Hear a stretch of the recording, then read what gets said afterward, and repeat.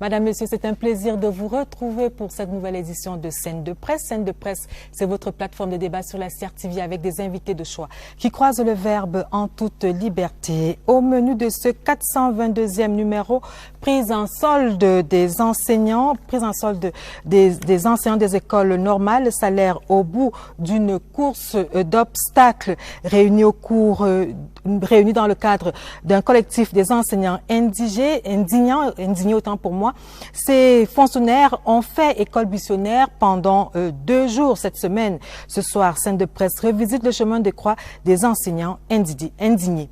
Également, au cours de ce débat, transfert électronique d'argent, la polémique enfle autour de l'illégalité des opérations, alors qu'une réflexion est en cours au niveau de la Banque centrale pour encadrer l'innovation technologique dans les transferts d'argent. Scène de Presse met la légalité du mobile money sur la table du débat ce soir. Également au menu, vos rubriques habituelles. En focus, le ministre de l'Eau et de l'Énergie, le docteur Basile Tanganakuna. Et puis en zooming, nous donnons la parole aux enseignants indignés qui ont fait parler de cette semaine. Mais avant, je vous suggère de faire la connaissance de nos invités du soir, mise en scène par Luchel Feuquin.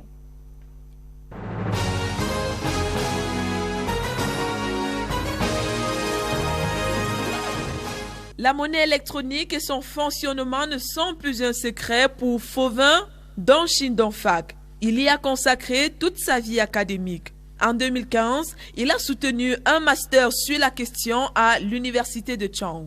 Dans la même institution, il est doctorant en droit privé depuis janvier 2016.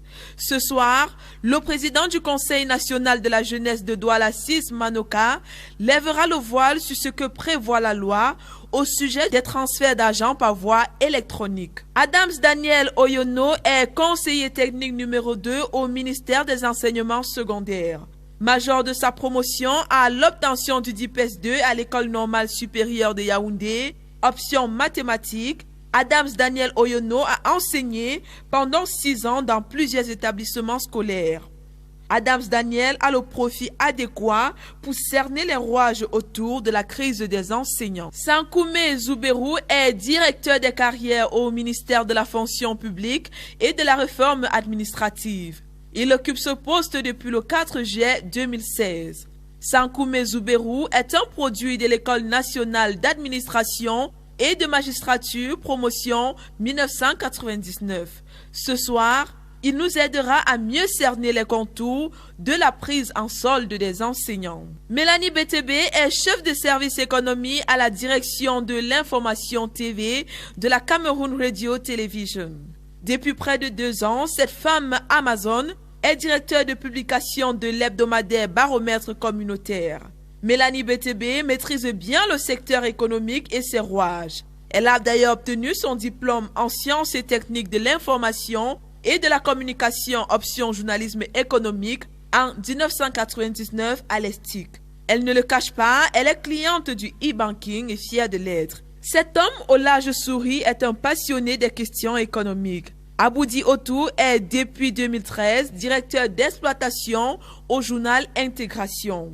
Dans cette publication et ailleurs, il peint avec beaucoup de tact l'univers économique camerounais. Ce soir, Aboudi Otou saura nous dire quel regard porter sur le mobile banking.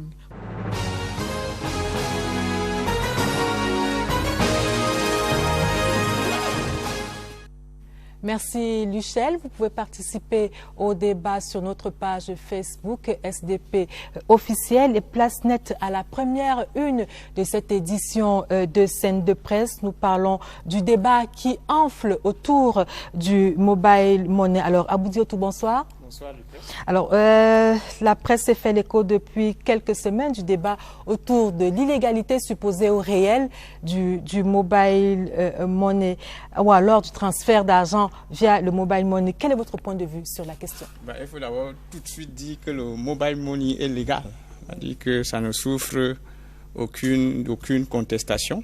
Et il y a un cadre juridique qui encadre l'activité du mobile money. Il y a notamment le règlement du 4 avril 2003 relatif au système moyen et incident de paiement.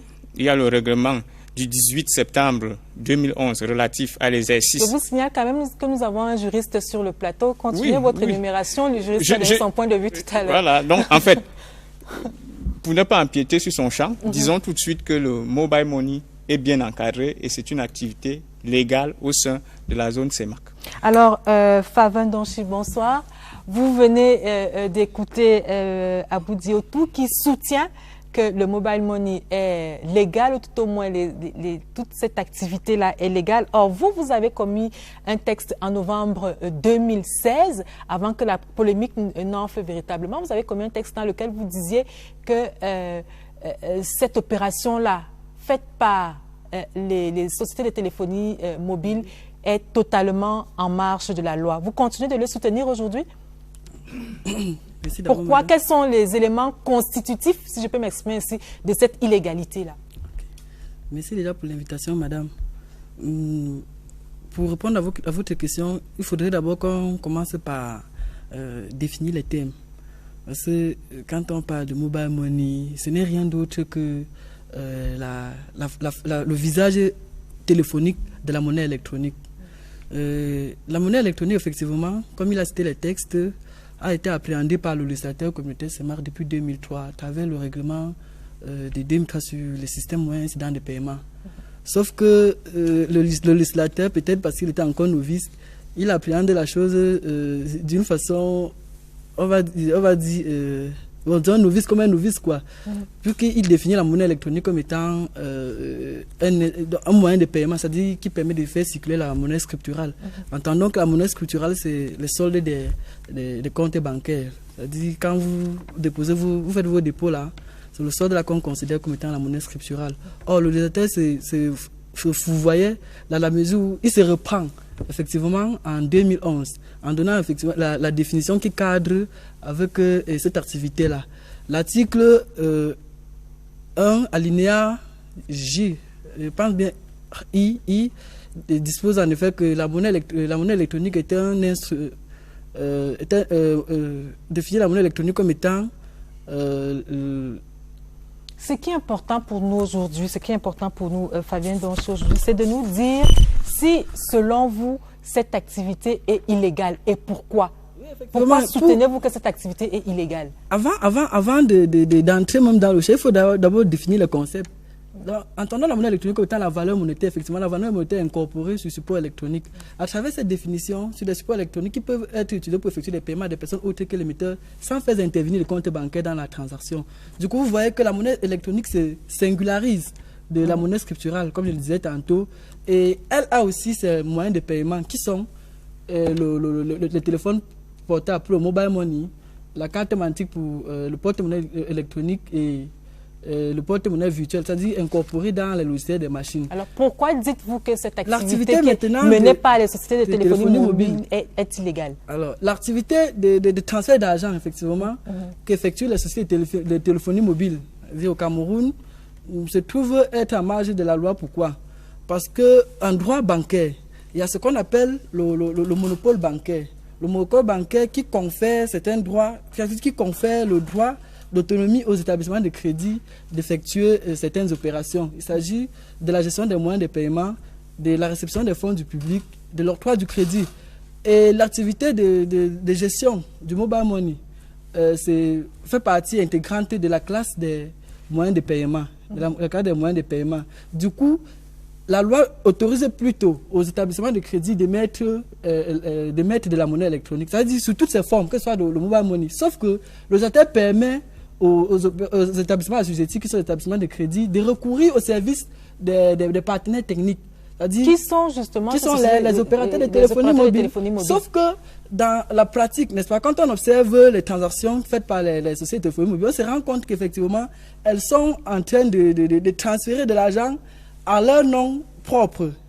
C'est cela qui constitue l'illégalité. Oui, c'est ça même qui fait la base qui fait le fondement de l'illégalité. Et surtout, vous allez comprendre qu'aujourd'hui même, on parle de transfert frontalier. Transfert frontalier.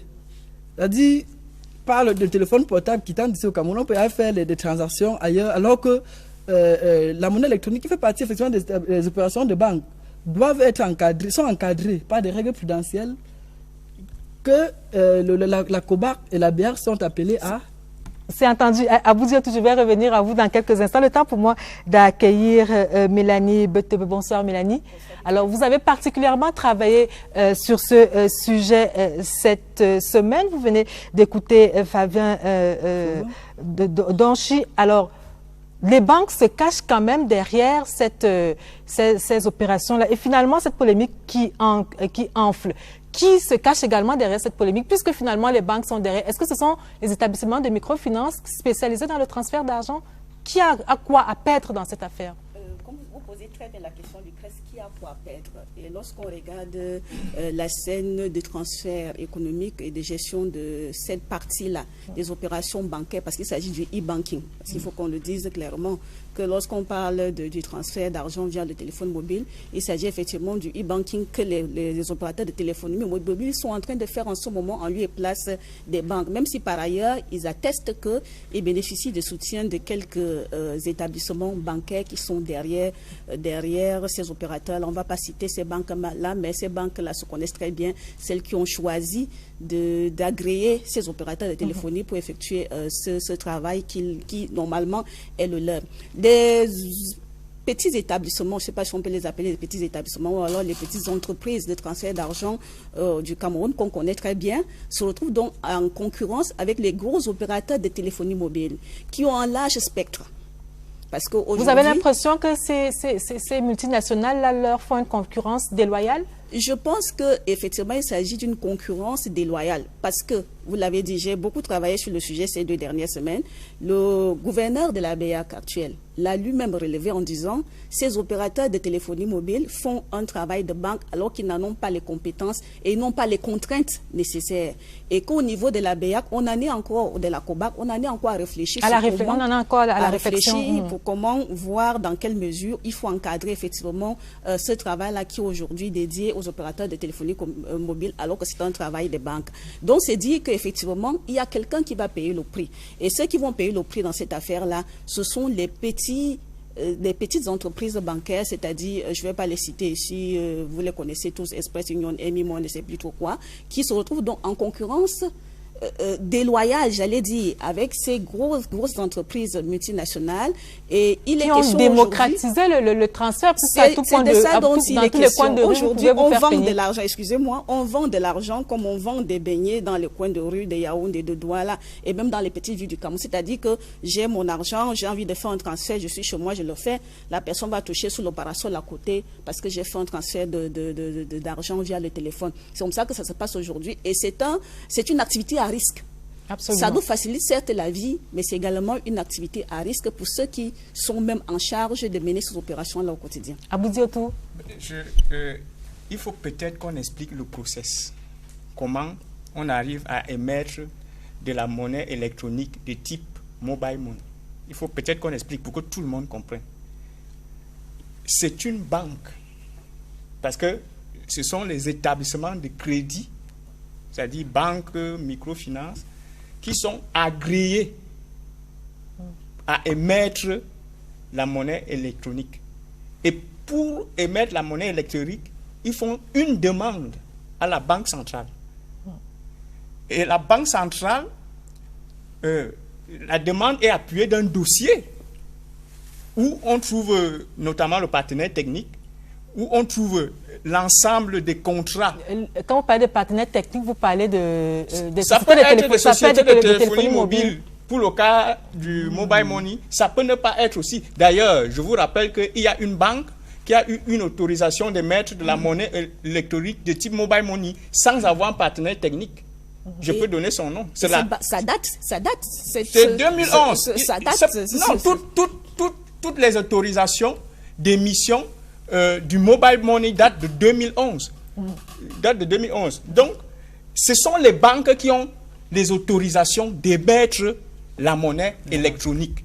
Et l'article 12 du règlement sur la monnaie électronique donne la possibilité aux banques de cesser cette activité de faire une cessation d'activité à un opérateur. En demandant simplement à la Banque centrale de retirer son autorisation. Du coup, si Je n'ai pas terminé, monsieur. Allez-y, en quelques mots. Je veux dire que les banques sont au centre, ils ont toutes les manettes en main. S'ils veulent que le mobile money s'arrête demain, ils n'ont qu'à se débarrasser ou alors demander à la Banque centrale de retirer les autorisations. Aristide, vous savez effectivement qu'en ce moment-ci, aucune banque n'a intérêt à ce que cette activité s'arrête. Alors, Parce quel que est donc c'est le une problème? Je activité ne comprends pas. florissante. L'activité est florissante, ça rend service aux citoyens, ça rend service aux banques. On a dit tout à l'heure qu'il y avait un risque sur le mobile money. Il y a un risque sur toutes les activités bancaires. Je voudrais bien que... S'il n'y avait pas de risque, la COBAC n'existerait pas, la GABAC n'existerait pas. Mais quand la COBAC elle-même avoue aujourd'hui qu'elle est dans l'incapacité, ces textes ne lui permettent pas véritablement d'encadrer ces opérations-là. Qu'est-ce qu'on comprend? Parlons justement de ces textes. Parlons justement de ces textes, Fhauvin Donchy. Qu'est-ce qu'il en est exactement aujourd'hui? Est-ce que le législateur n'a pas été pris de vitesse? Non. Le législateur n'a pas été pris de vitesse. L'encadrement des opérations de la monnaie électronique, c'est-à-dire dans l'espace CEMAC, est même très bien. C'est très bien. Le législateur, à travers le règlement de 2011, là, il définit bien ça veut dire que les contours et les pourtours de cette activité-là. Encore que tant qu'elle est effectuée par les banques. Mais pas les banques. Tant qu'elle est effectuée par les banques. Sauf que là-dedans, on n'avait pas prévu que les opérateurs de téléphonie mobile vont se mettre en action. L'encadrement juridique, on dit, n'est-ce pas?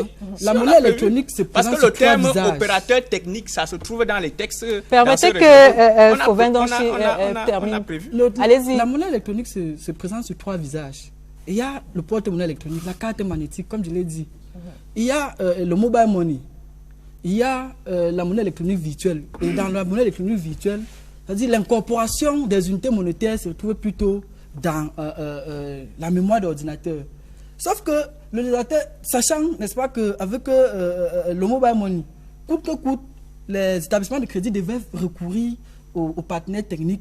Les demandes, effectivement, recourir aux partenaires techniques, là, qui sont en fait les distributeurs. Leur rôle se limite en quoi? Au chargement et au déchargement des unités de valeur qui sont... Et vous avez l'impression qu'ils vont au-delà de... Ils vont au-delà de ce que la loi prévoit. Qu'est-ce qu'ils font qui vous amène à dire qu'ils outrepassent leur mission? Écoutez, madame, lorsque vous... c'est-à-dire quand vous interrogez, quand vous entrez dans la part des mobile, que ce soit pour MTN ou Orange, directement ce que vous voyez en première de une, c'est quoi? Transfert d'argent. C'est au transfert d'argent. Donc, en principe, la monnaie électronique, c'est à faire quoi? Effectuer les paiements. C'est quoi un paiement? Définissez un paiement au sens du règlement justement de 2011 sur les transferts, sur la monnaie électronique. C'est quoi un paiement? Est-ce que le paiement, ça veut dire que le paiement, c'est un transfert d'argent? C'est ça. Est-ce que le transfert, c'est ça. Écoutez, monsieur. Même l'article. En matière de monnaie électronique. Aristide Aboudio, tout permettez à monsieur Fhauvin Donchy de terminer son propos. Déjà, sachez là qu'une des tares consubstantielles ou constitutives à la monnaie électronique, c'est que c'est une monnaie d'abord de réseau, elle est linéaire. Linéaire, ça veut dire que on va à l'extrémité, on trouve quoi? Disons l'accepteur. L'accepteur qui est le commerçant, déjà qui a souscrit ou alors a fait un contrat avec l'établissement émetteur pour recevoir paiement à l'aide de la monnaie électronique. Et de l'autre côté, on a le porteur. Le porteur, c'est qui? C'est la personne qui, ayant contracté avec un établissement émetteur, possède la monnaie électronique. Et l'intermédiaire, c'est qui? C'est l'établissement de crédit. Et ce n'est pas le partenaire technique. Mais s'il peut recourir au service des partenaires techniques. Sauf que ici, c'est quoi? On fait le paiement à l'aide de la monnaie électronique. Et comme je disais, pas des tares. On dit que la monnaie électronique, lorsqu'on fait une transaction par monnaie électronique, la personne qui a reçu le paiement ne peut plus réutiliser les UV immédiatement. Il faudrait d'abord qu'il convertisse ça soit en monnaie scripturale, soit en monnaie fiduciaire. Ce qui n'est pas le cas. Ce n'est pas toujours le cas. C'est pas vrai. Vous n'êtes pas un utilisateur du mobile money. Je suis pas utilisateur. Vous n'avez pas... Puisque vous utilisez déjà la monnaie électronique. Ici, je convoque les principes fondamentaux. Nous sommes sur le terrain du droit. Nous sommes sur le terrain du droit. Et sachez, nous tous, nous savons que toute société qui se veut une société respectable est celle qui fonctionne sur des règles. Les règles doivent... ces règles doivent être respectées. Mais toutes ces règles ne sont pas encore claires. Moi, je voudrais juste qu'on termine ce débat sur le rapport que les usagers ont à ces opérations-là. Pour les usagers, pour les clients, c'est tout bénef. Tout à fait, Lucrèce. Même si ça a l'air risque et péril. Je ne sais même pas si les usagers perçoivent le risque dans cette affaire-là. Pour les usagers, c'est tout bénef.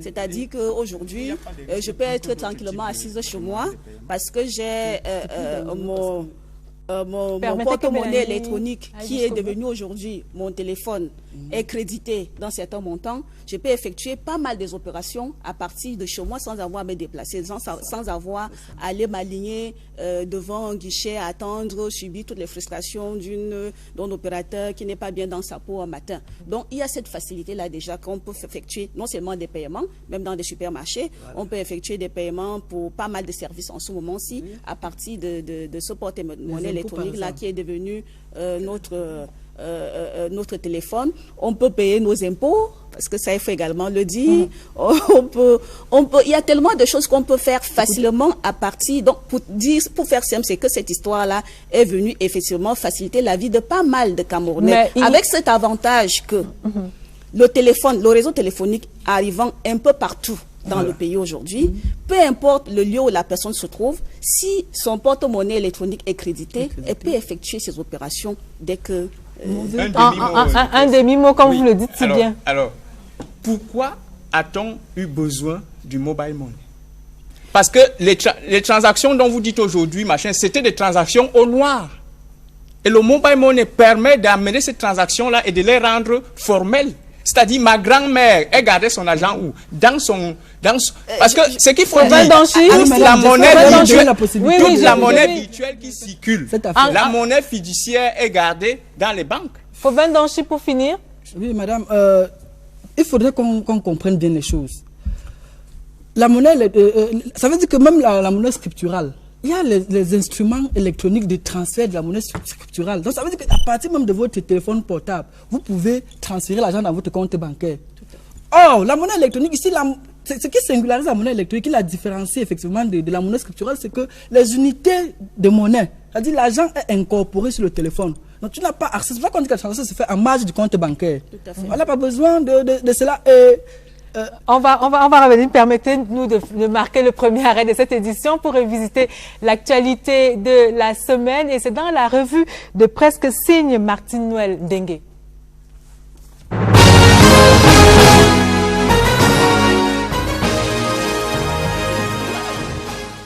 La grève des enseignants a beaucoup fait parler la presse cette semaine. Le quotidien bleu de mardi, au lendemain du début de cette manifestation, dresse la liste des revendications de ceux qui ont créé un collectif baptisé le collectif des enseignants indignés. La même actualité barre la une du journal d'Amanmana mercredi, tout un dossier pour décrypter ce qui bloque le salaire des enseignants en grève. Le quotidien de l'économie renchérit jeudi avec le tableau noir de ses formateurs de la jeunesse camerounaise, en même temps qu'il donne la parole au ministre des enseignements secondaires pour présenter quelques pistes de solutions. Jean-Ernest Massénangale Bibéhe rencontrera les représentants des grévistes avec d'autres membres du gouvernement impliqués dans les services du Premier ministre. Avec à l'issue cette annonce que nous dévoile Cameroun Tribune du jeudi, les enseignants non payés seront pris en charge intégralement dès le mois d'avril, selon le communiqué final de cette concertation. Un happy end qui tranche net avec ce qui se passe dans la tanière des lions indomptables du Cameroun. Un environnement à assainir selon Cameroun Tribune du vendredi 31 mars.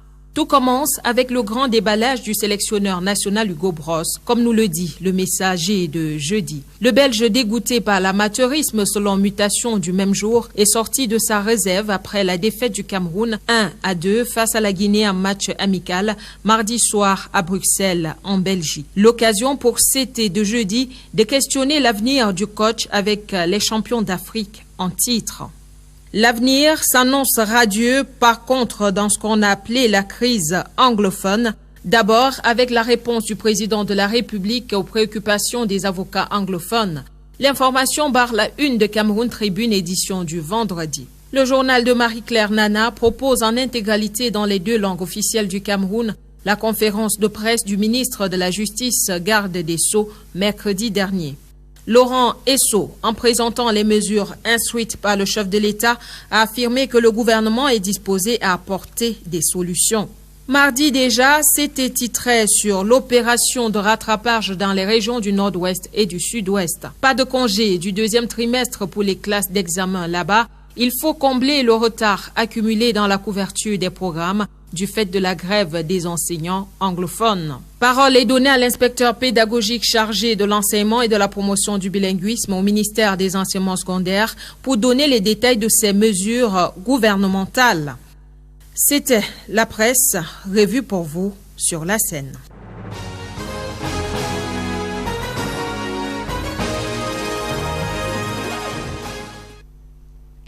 Merci Martine Noël Dengue pour cette revue de la presse. Nous accueillons donc sur ce plateau deux nouveaux invités. Monsieur le conseiller technique numéro 2 au ministère des enseignements secondaires et monsieur le directeur des carrières au ministère de la fonction publique et de la réforme administrative. Messieurs, bonsoir. Merci, bonsoir madame. Alors, monsieur le conseiller technique numéro 2 au ministère des enseignements secondaires, les enseignants ont crié leur indignation cette semaine pendant 2 jours. Ils ont fait l'école buissonnière. Ils étaient au ministère des enseignements secondaires, mais également au ministère des Finances où ils ont manifesté leur colère pour les attentes, pour le temps que met le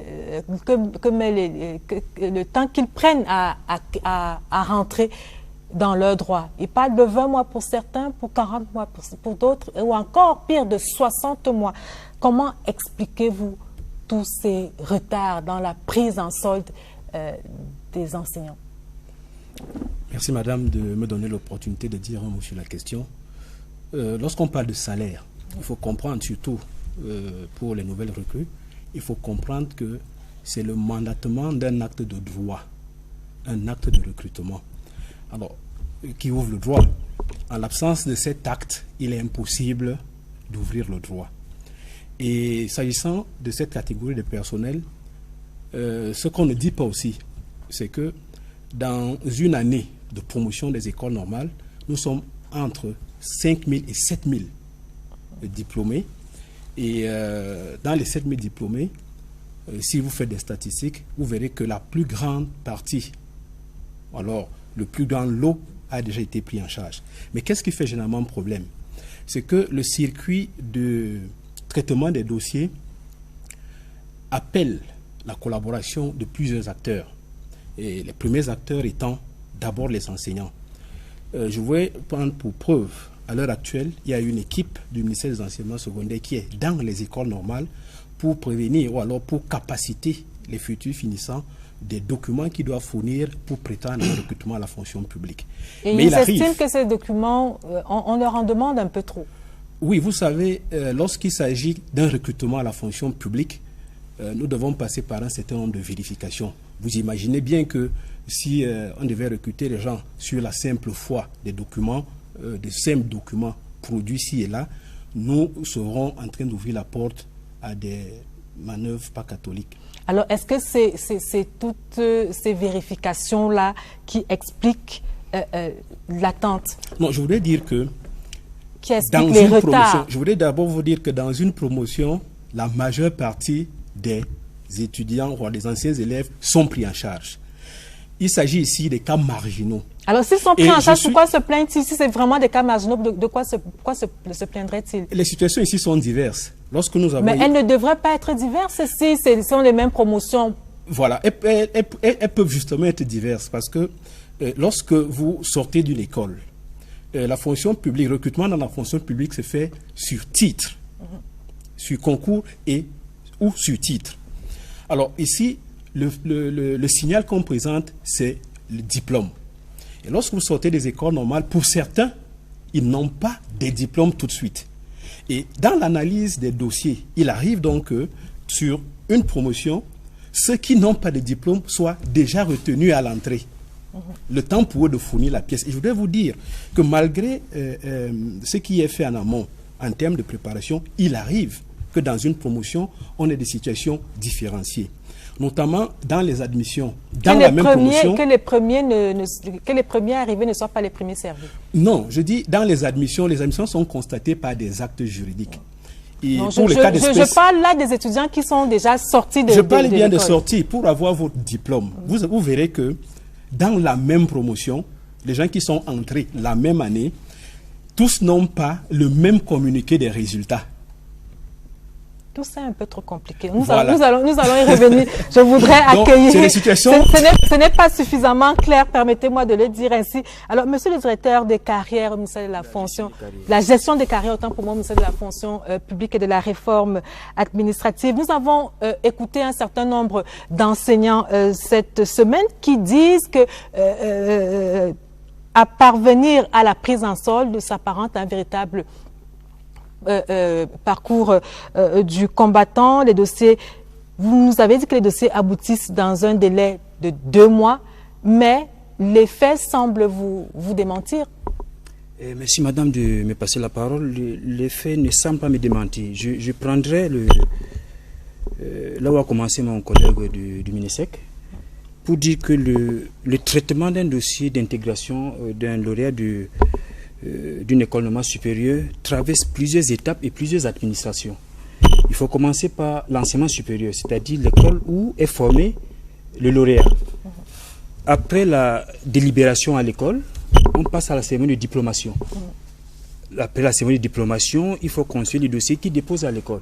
Ces dossiers sont ensuite transmis au ministère des enseignements secondaires qui par la suite transmettent à la fonction publique. C'est à partir de ce moment-là que nous commençons le traitement du dossier. Et les 2 mois que j'évoque, c'est à partir de la réception du dossier au ministère de la fonction publique. Alors, vous parlez de 2 mois pour la réception, à partir de la réception du dossier au ministère de la fonction publique, mais qu'en est-il du suivi de ces dossiers? Les étudiants qui ont été affectés, les enseignants qui ont été affectés à Maroua, à Bamenda, à Boya, ainsi de suite, sont obligés de venir à Yaoundé pour venir suivre le dossier. Où est passé le site du ministère de la fonction publique? On le dit inopérant. Qu'en est-il exactement? Le site est opérant. Le site a été en refonte sur instruction du ministère de la fonction publique et dans le souci permanent d'améliorer la qualité des services rendus aux usagers, le ministère de la fonction publique a instruit la refonte du site pour donner le maximum d'informations aux usagers de la fonction publique. Alors, en clair, si un enseignant sorti de l'école en juin est affecté en JS, s'assied devant sa machine et qu'il essaye de faire des opérations sur sa machine à partir de votre site, il peut avoir toutes les informations. Même sur son téléphone portable. Est-ce que c'est possible de le faire en temps réel et d'avoir des informations à jour? Je vais vous expliquer, madame. Le site est opérationnel depuis maintenant 2 semaines. Et les mises à jour sont faites. 2 semaines. 2 semaines, oui, je vous dis la vérité. Parce que je vous ai dit, le site ça veut dire que pendant un certain temps, il a été inopérant. Il était inopérant. Okay. Et il était en refonte. Depuis 2 semaines, donc, le site est opérationnel. À partir d'un téléphone portable, d'un smartphone, n'importe quel usager de la fonction publique peut aujourd'hui avoir des informations sur sa carrière. Sauf que des mises à jour peuvent décaler d'1 ou de 2 jours. Parce que c'est fait dans 2 applications différentes. La carrière est traitée dans CGPS et il y a un site qu'il faut régulièrement mettre à jour. Alors, je voudrais que nous restions sur le suivi, Aboudi Otou, si vous permettez, que nous restions sur le suivi de ces dossiers-là. Lorsque ces enseignants viennent à Yaoundé, ils disent ne pas être bien accueillis par certains de vos collaborateurs, appelons-les ainsi, qui leur donnent parfois des réponses ambiguës. Quelqu'un qui est en attente, qui voudrait savoir où se trouve son dossier parce qu'il attend un matricule, il dit position du dossier et l'agent de renseignement lui répond pas de matricule. Évidemment, il n'a pas de matricule. Il y a des réponses ambiguës qui leur sont données et parfois ils repartent dans leur lieu d'affectation sans avoir reçu des réponses à leurs questions. La réponse à une requête dépend de la demande formulée. Si je me présente à la fonction publique, je dis je veux mon matricule. Bien évidemment, l'huissier de renseignement commis à cette tâche peut répondre pas de matricule. Mais encore non, il vous demande position du dossier. Permettez que j'aille jusqu'au bout, madame. J'ai la parole. Allez-y, mais c'est moi qui donne la parole. Merci beaucoup. Vous me l'avez donnée, j'ai pris. Voilà. Non, je la reprends et puis je vous la redonne. Merci, madame. Vous me la donnez maintenant? Oui, je vous la donne. Là, je la reprends. Allez-y. Alors, lorsque l'usager arrive à la fonction publique, demande l'information sur son dossier, effectivement, il y a eu ces cas où c'est écrit sur le papillon, pas de matricule. Et là encore, je vais vous dire quelque chose, que tant qu'un usager de la fonction publique prenne de ce que le service n'est pas bien rendu, le service n'est pas fait à la fonction publique. Et là-dessus encore, le ministère de la fonction publique est très regardant. Alors, lorsqu'un usager se présente et dit « Je veux un dossier, je suis venu suivre mon dossier », l'huissier peut lui dire « Pas de matricule », ça c'est arrivé. Et qu'est-ce qui s'est passé? Nous avons, sur instruction du ministère de la fonction publique, avec les huissiers, les collaborateurs chargés de donner ces informations, nous avons fait une petite formation pour la transmission des informations aux usagers qui viennent prendre la situation de leur dossier. En clair, les erreurs ont été corrigées. Les erreurs ont été corrigées. Okay. Ces erreurs ont été corrigées. C'est entendu. Abou Diotou, comment vous réagissez à toute cette actualité, à tout ce que vous venez d'entendre sur ce plateau? Je suis un peu gêné. Parce qu'en fait, pour dire la vérité, disons que le problème est systémique. Aussi longtemps que moi je m'en souviens, les élèves, disons les professeurs, puisqu'ils sont déjà professeurs, les jeunes enseignants, ils ont toujours eu ce problème. Je me pose la question, est-ce que le traitement du dossier d'un élève, qui sort de l'ENAM, ou bien du ministère de la Défense, est différent de celui d'un enseignant?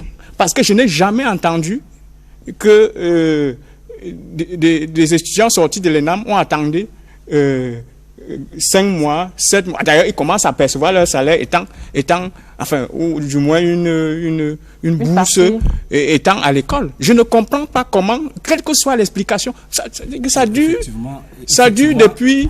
Attendez, je voudrais que vous permettiez d'abord à Mélanie... Ça dure depuis... C'est un concours à intégration directe, me semble-t-il. Dès que vous avez réussi ce concours, on est sûr que si vous allez au bout de votre formation, vous serez Sauf que ce concours-là, lui, il est organisé par le ministère des enseignements secondaires et pas par le ministère...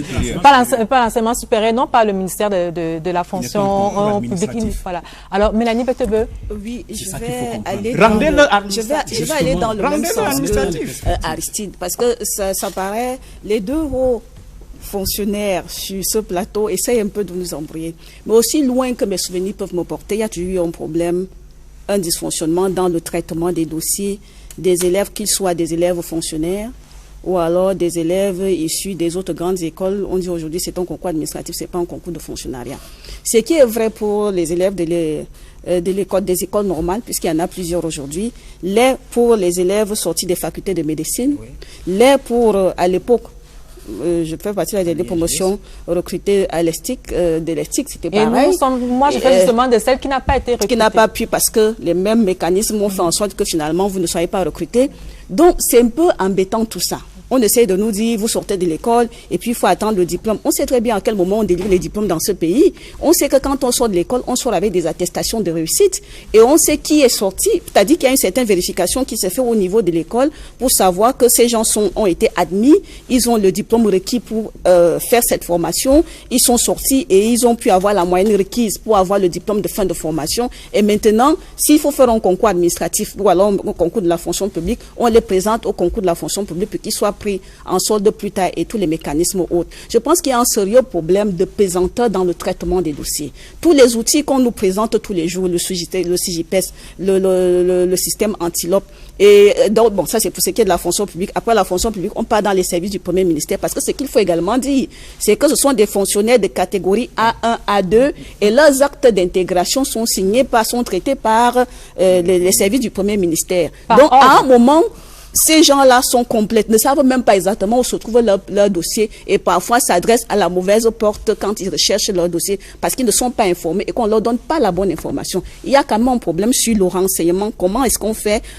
Où est-ce qu'on doit aller pour avoir la bonne information sur où est-ce que se trouve le dossier et qu'est-ce qu'il faut faire? Et à un moment, j'ai pu comprendre dans ce pays qu'on n'avait plus besoin de suivre les dossiers. Mais l'exemple de ces derniers jours montre que si vous ne suivez pas votre dossier, vous vous retrouvez à 60 mois sans salaire, ce qui est très grave pour un enseignant qui doit quand même former nos enfants, qui doit inculquer et parfois des connaissances. Très loin de chez lui. Et ça. Voilà, mesdames, messieurs, nous allons marquer un autre arrêt dans cette édition de Scène de Presse pour donner justement la parole à ces enseignants qui crient leur indignation, qui ont crié leur colère cette semaine. Et c'est dans ce Zoumi signé Mohamed Nana.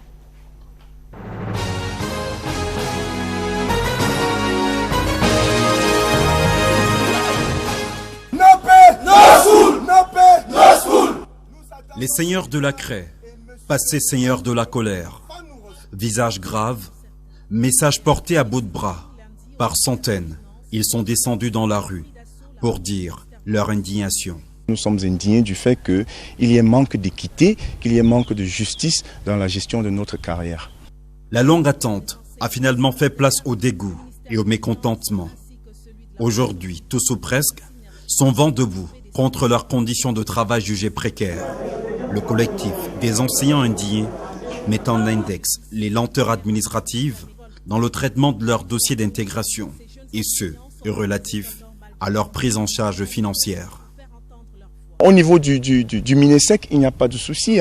Au niveau du MINFOPRA, il n'y a pas de souci au niveau de la gestion de carrière. Mais nous avons un souci au niveau du contrôle financier. Lorsque nos dossiers arrivent au contrôle financier, il y a blocage. Au niveau du SPM, service du Premier ministère, il y a un autre blocage là-bas. Il y a des arrêtés de prise en charge qui traînent là-bas 6 mois. Des dossiers d'intégration qui traînent 1 an. Le pire des blocages maintenant, c'est le ministère des Finances. Nous avons pu recenser plus de 2000 dossiers. Qu'est-ce qui peut expliquer que 211 soient payés seulement ? Autre nœud du problème, selon les grévistes, l'hydre de la corruption, qui semble avoir étendu ses tentacules dans le processus. Il y a des employés là-bas qui égorgent nos vies, qui confisquent nos dossiers. Ils veulent les 20% pour les rappels, ils veulent 10% pour les salaires, etc., etc. Nous avons mené notre petite enquête et nous avons déjà saisi nos ministres à ce sujet. Un mouvement d'humeur pour faire entendre leur voix. L'échange avec les membres du gouvernement a permis au collectif des enseignants indignés de présenter leurs doléances pour plus de dignité. Nous avons demandé la suppression des 2 tiers, du système des 2 tiers. Ce système-là était supposé nous permettre de nous prendre en charge au plus tard 1 mois après notre sortie d'école. Si on se retrouve 4 ans plus tard avec des dizaines de milliers de cas cumulés, cela veut dire qu'il y a problème. Que des échéanciers soient publiés, des échéanciers sur les traitements de nos dossiers. Les dossiers des professeurs soient traités pendant que ceux-ci sont encore en formation. Ces enseignants voudraient définitivement voir effacer de leur tableau ces nombreuses difficultés qui ont fini par transformer leur quotidien en chemin de croix.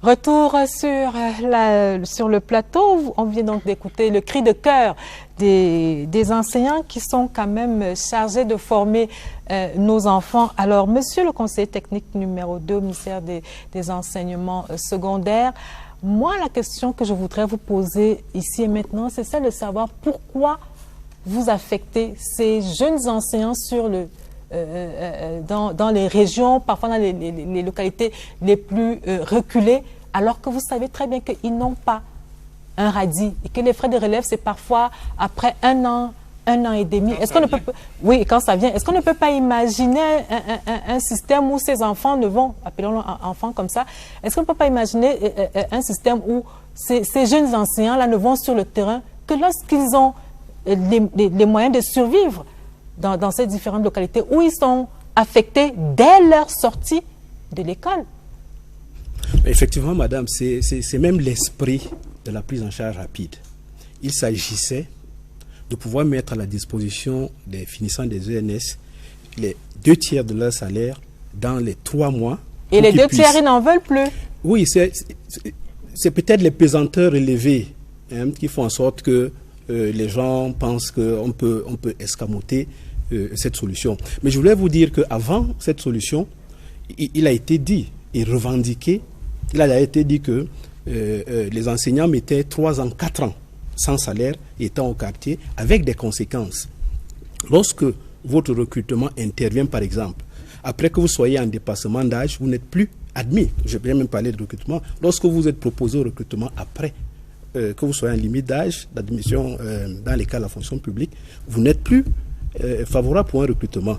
Alors, est-ce que c'est de leur faute puisqu'ils constituent les dossiers non, je dis lorsque nous allons attendre, vous demandez d'attendre, de les mettre en service seulement lorsqu'ils auront un salaire.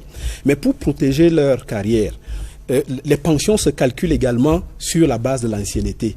Plus tôt on vous met en service, mieux ça vaut pour vous en termes d'annuité liquidable. Et alors, en 60 mois, comment pensez-vous que ces enseignants, j'ai envie de dire, survivent? Non, vous ne voulez ils continuent d'être à la charge de ceux qui ont financé leurs études. Il ne s'agit pas de comprendre, il s'agit que vous nous donniez. Non, je vous dis que ici, les situations ici sont à géométrie variable.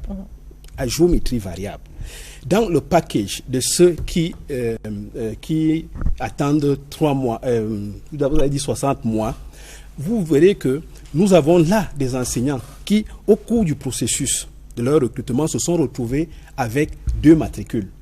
Et à la fin du processus, l'acte qui ouvre le droit porte un matricule qui n'est pas celui qui est en machine. Ce n'est pas de leur faute. Ce n'est pas de leur faute, mais c'est des situations qu'il faut arranger. Et je veux vous dire aussi que il y a d'autres vérifications qui amènent à constater que sur l'ensemble des dossiers que nous recevons, il y a, si je peux me risquer sur les chiffres, autour de 5% des faux documents et des faux diplômes. Nous allons continuer à parler de ce sujet avec vous, monsieur le directeur de la gestion des carrières. La même question vous est posée. Est-ce qu'on peut imaginer un système de célérité dans le traitement de ces dossiers, des dossiers d'intégration et de recrutement de ces enseignants, un système qui leur permettrait, par exemple, d'être pris en solde une fois sortis, dès le mois qui suit la sortie de l'école? Merci, madame. C'était l'esprit même. Oui, ça on l'a déjà entendu. On l'a dit. Il fallait stabiliser les lois des écoles normales dans le lieu d'affectation. L'esprit était que dès l'affectation, que le mois ou au plus tard les 2 mois qui suivent, que le lauréat puisse bénéficier de ces 2 tiers de salaire. C'est-à-dire 375, l'indice 375 pour les catégories, les DIPES 2, les catégories A2 et 335 pour les catégories A1. Sauf que dans l'opérationnalisation de la mesure, il s'est trouvé des pesanteurs. Nous faisons des efforts chaque jour pour que, au plus tard 2 mois après leur affectation, si les dossiers nous parviennent, parce qu'en réalité, il faut dire que le dossier de prise en charge n'est pas aussi lourd qu'on peut y croire. C'est 2 papiers. C'est la copie d'acte de naissance et le certificat de prise. Non, je dis pour la prise en charge, pour la prise en sorte rapide. C'est la copie de l'acte de naissance et le certificat de prise de service collectif. Et vous savez que ce certificat de prise de service collectif est délivré après la cérémonie de diplomation. Donc, nous ne pouvons pas, avant d'avoir ce papier, engager une procédure, quelle qu'elle soit.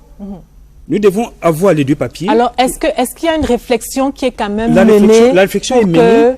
La réflexion est menée, pour qu'il y ait plus de célérité dans le traitement des dossiers. La réflexion est menée, bien évidemment, pour qu'il y ait plus de célérité. Nous sommes en train de voir, ce que je ne dis pas, c'est que depuis octobre ou septembre 2016, le ministère de la fonction publique a mis sur pied une sorte de tripartite où nous nous retrouvons avec le ministère des enseignements secondaires, le MINFI, pour fluidifier justement le traitement des dossiers d'intégration des lois des écoles normales. Et je dois dire que les 5096 qu'ils brandissent aujourd'hui comme étant un acquis, c'est le fruit de cette concertation qui a permis que ces dossiers soient traités assez rapidement. Voilà, c'est entendu. Abouzi en quelques secondes. En fait, on a dit ici que c'est quand c'est un concours administratif que ça avance vite. On n'a jamais dit ça. C'est ce que j'ai cru entendre. Vous m'avez dit que les NAM avancent vite parce que c'est vous qui l'avez dit. Si. C'est vous qui l'avez dit, ce n'est pas nous. Le conseiller technique l'a dit.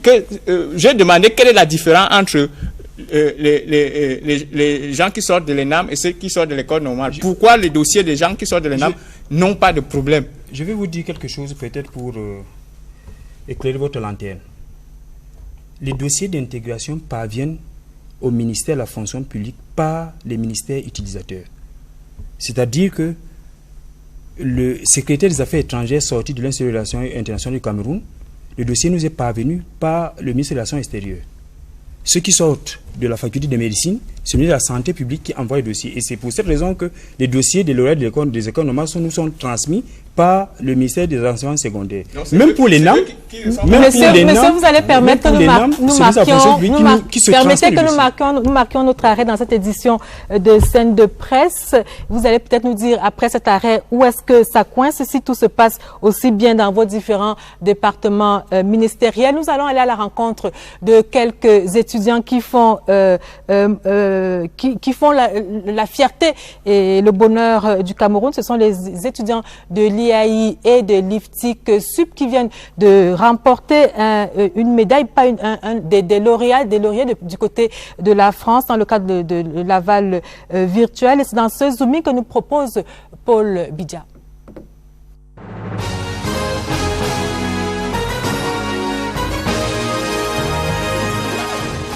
Nous vous décernons mention spéciale pour votre application.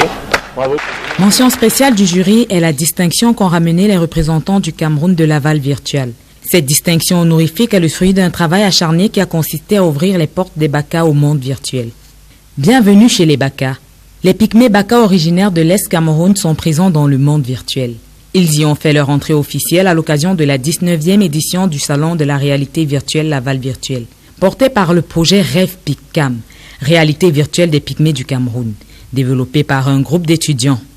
Le projet consiste à représenter la civilisation pygmée de l'ancienne époque vers ce qu'on va appeler les pygmées modernes. Pour ça, nous allons montrer à l'utilisateur comment est-ce que le processus d'évolution s'est déroulé, comment ils sont passés des maisons en hutte vers les maisons en dur, comment ils ont fait pour tourner leur économie à travers des boutiques et ainsi de suite. Cette visite guidée en 3D fait découvrir l'évolution de la civilisation pygmée au Cameroun. Elle a un objectif précis. Cela va permettre à ceux qui n'ont pas les moyens de venir au Cameroun ou alors à ceux qui ont déjà entendu parler des pygmées de pouvoir voir leur mode de vie. L'objectif ici en présentant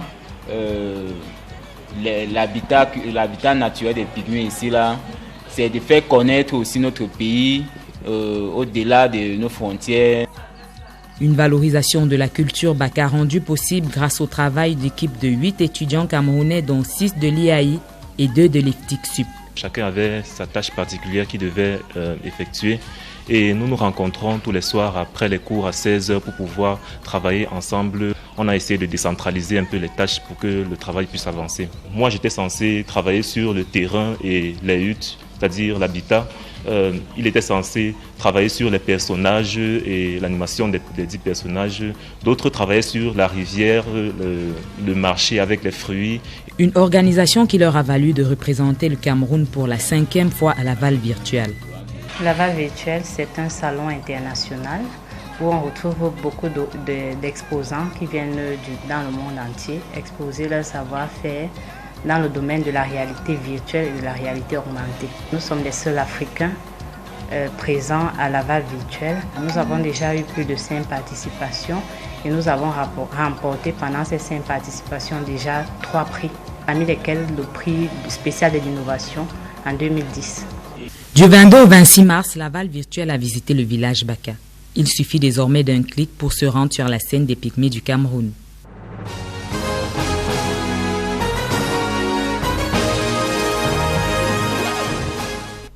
Merci Paul Bidja. Juste à votre suite, nous allons faire connaissance avec le plan directeur de l'électrification rurale au Cameroun et c'est dans le focus que nous vous proposons maintenant, focus dans lequel nous recevons le ministre de l'eau et de l'énergie, le docteur Basile Atanganakuna.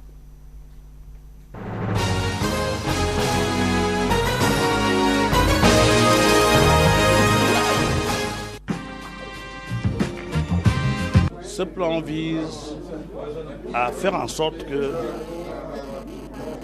la plupart des populations en zone rurale aient accès à l'électricité. Selon les études qui ont été faites par un cabinet international, le coût s'élève à 805 milliards de francs CFA. Donc, il est aujourd'hui question qu'on mobilise les financements.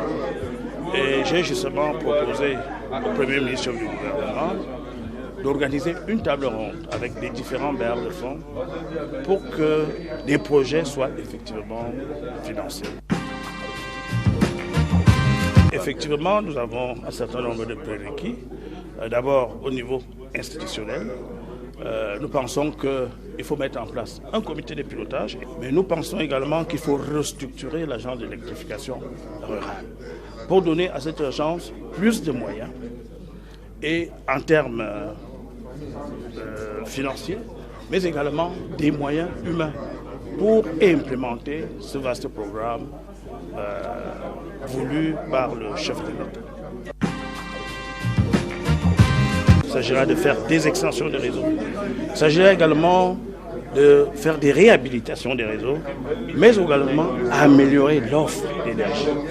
Et l'offre d'énergie, ça suppose que on termine tous les projets de première génération, mais également commencer des projets de seconde génération qui ont été instruits par le président de la République. À savoir, finaliser Menchoum, Bidiawara, qui est aussi un projet important, mais également Sondon et Nartigal.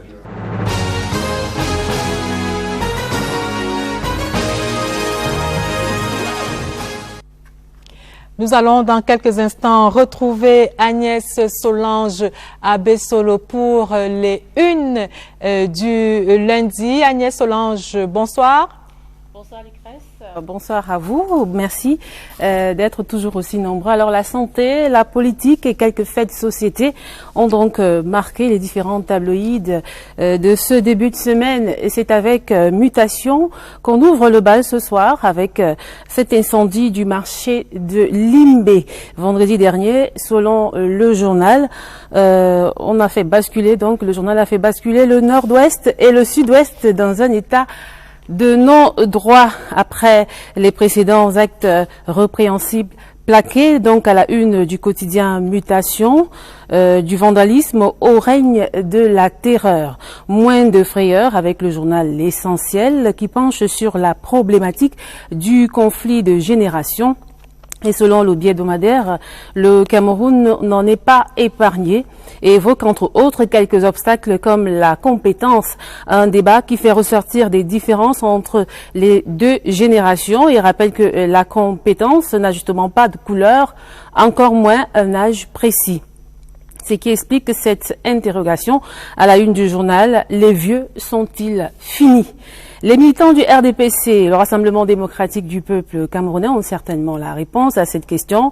Eux qui, le 24 mars dernier, ont célébré avec faste le 32e anniversaire du parti et l'immigrant, après sur lui de répertorier quelques sections au-dessus du lot, dit-il. En première de couverture, donc, vous les découvrirez en kiosque cette semaine. Entre-temps, c'est Camer Presse qui affirme que l'État ne paye pas ses factures en ce qui concerne l'approvisionnement en eau potable. La CDE et Camwater réclameraient donc près de 40 milliards à l'État, un dossier à lire dans les colonnes de votre journal. Pourtant, la confiance règne de nouveau dans les hôpitaux publics entre les patients et le personnel médical. Eco-Santé zoom cette semaine sur l'hôpital de la Kentini de Douala, la renaissance en marche. Voilà donc pour les unes de ce lundi 3 avril 2017. Moi, je vous donne rendez-vous en kiosque. Bonsoir. Bonsoir Agnès Solange à Bessolo. Alors, messieurs, nous allons faire un dernier tour de table, vraiment en quelques secondes. Monsieur le conseiller technique, que dites-vous autant pour moi aux enseignants qui vous écoutent ce soir? Oui, je voudrais les rassurer, leur dire que le ministre de l'Enseignement secondaire est conscient de la place qu'ils occupent dans le dispositif de l'ordre de l'éducation au Cameroun. Et dans ce sens, il a décidé de s'attaquer à tous ceux qui peut faire entrave à leur prise en charge. D'ailleurs, les réseaux ont été balayés?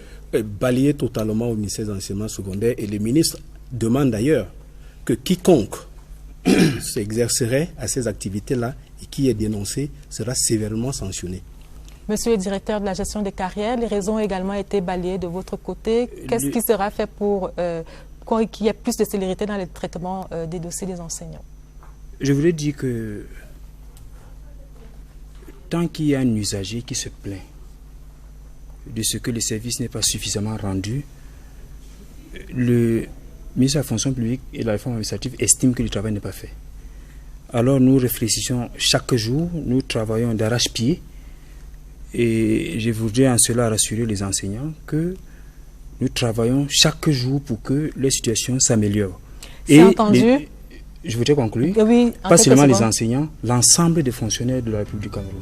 C'est entendu, mesdames et messieurs, nous sommes parvenus au terme de cette édition de Scène de Presse. Merci à toutes les équipes techniques, et messieurs, madame, d'être venus. Un merci tout particulier à notre juriste du soir, Fauvin Donchi, qui a fait le déplacement de Douala, et pour lui, nous faisons son porte-voix pour dire bonsoir à tous ceux qui nous écoutent, qui nous ont regardés depuis son village natal, mais également depuis Douala. La presse quitte la scène. Merci. Bonsoir.